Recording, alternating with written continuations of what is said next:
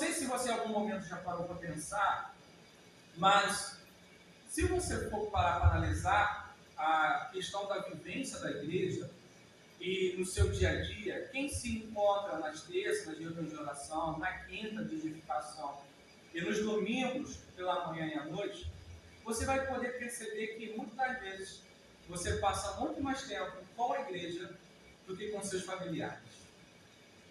Se você parar para analisar, se você tem essa frequência, você vai perceber que você passa mais tempo com a igreja do que com muitos dos seus familiares.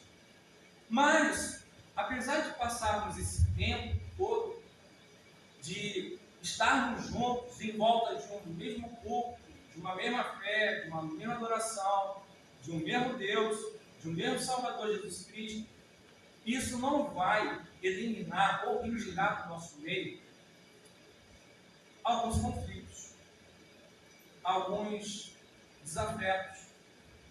E a questão mais extraordinária disso tudo, sabe o que é?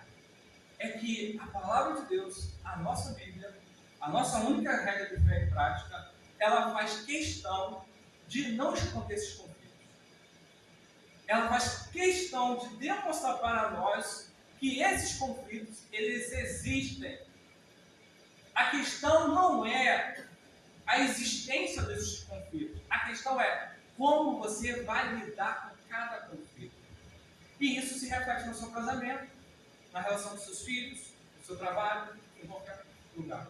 E aqui eu vou dar um panorama para vocês verem e a gente poder pensar um pouco sobre isso.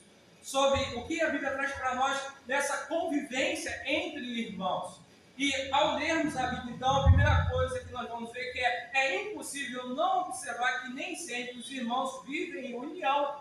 Você vai ver a primeira história dos dois primeiros irmãos, Caim matou Abel. Você vai ter Ló, que vai se desentender com Abraão. Você vai ter os irmãos de José, que o odiavam e o venderam como escravo. E esses mesmos irmãos não se entendiam uns com os outros. Você vai ver Miriam e Arão criticando Moisés. Outro que nós vamos ver é que alguns dos filhos de Davi se voltaram contra o próprio pai, ou se rebelaram também entre eles. E nós vamos ver também, já no Novo Testamento, os próprios discípulos de Jesus, que discutiam com frequência, e ali eles queriam saber quem dentre eles poderia ser o maior.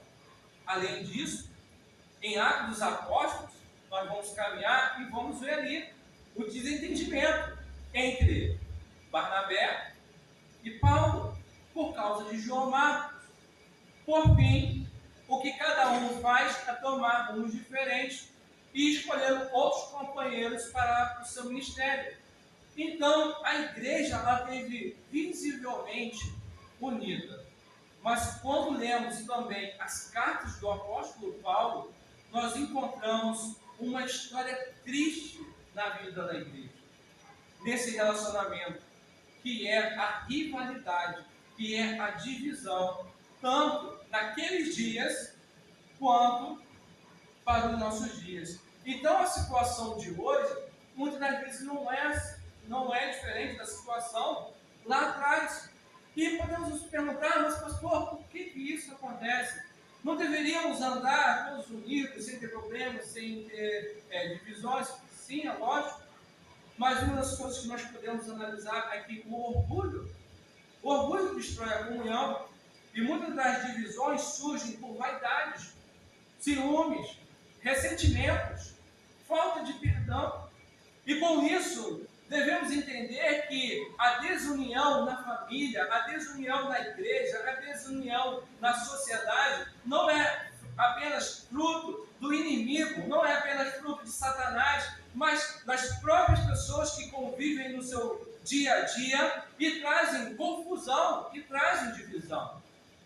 Nós sabemos também que esta divisão e falta de comunhão, ela está atrelada ao pecado.